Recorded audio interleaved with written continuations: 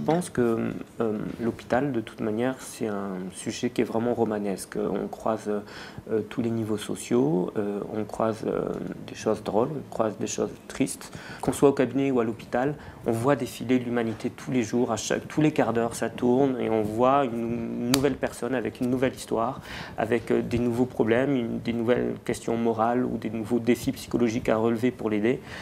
Forcément, c'est un tissu romanesque incroyable. Et c'est vrai que d'écrire ça sous forme d'anecdote, ça peut être bien pour faire une sorte de petit théâtre de l'humanité comme ça. Mais au bout d'un moment, c'est vrai que c'est un peu insatisfaisant quand on a envie d'écrire, de montrer ce qu'on peut faire dans l'écriture. Et c'est vrai que de passer au roman, c'est une envie que j'avais depuis longtemps. Et j'ai écrit mon manuscrit, je l'ai soumis à mon éditrice et elle était très contente. Donc on a dit pourquoi pas. Le conte, c'est une structure que j'aime beaucoup et je pense qu'inconsciemment, tous les adultes ont besoin aussi, parfois par rapport à la vie quotidienne qui est difficile, de se tourner vers des lectures qui leur rappellent une part d'enfance et le conte participe de ça.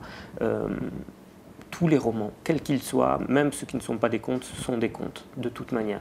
On retrouve toujours la même structure avec le héros qui fait partie d'un royaume déstructuré et qui va devoir partir à la recherche d'un antidote qu'il ramènera dans son royaume pour faire refleurir l'âge d'or d'antan.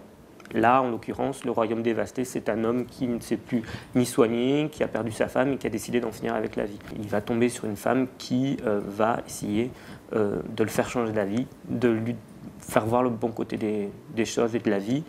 Donc c'est une sorte de vraie rencontre, une vraie confrontation entre deux personnes, une désespérée et une qui est pleine d'espoir et qui veut lui montrer le bon côté qu'il y a à continuer à vivre et à se battre. J'aime beaucoup lire, je pense que la lecture, c'est un moyen formidable pour toutes les réponses existentielles qu'on peut se poser au cours d'une vie, elles sont déjà dans les livres. Il suffit de prendre un livre, de lire et on a des réponses. Alors c'est vrai que là je me suis inspiré, c'est vrai, cette idée-là de pacte qu'on retrouve dans Faust, parce que c'est un sujet qui est passionnant.